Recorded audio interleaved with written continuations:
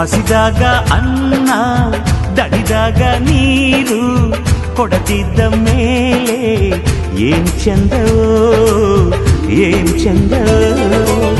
ಮನಸ್ಸಿದ್ದು ಪ್ರೀತಿ ಕೈಯಿದ್ದು ದಾನ ಕೊಡದಿದ್ದ ಮೇಲೆ ಏನ್ ಚಂದವೋ ಏನ್ ಚಂದವೋ. ಭೂಮಿ ತಾಯಿ ತಂದ ಬೆವರಿನ ಸಿರಿ ಹಂಚಿಕೊಂಡು ತಿನ್ನದೇ ಇದ್ರೆ ಏನ್ ಚಂದವೋ.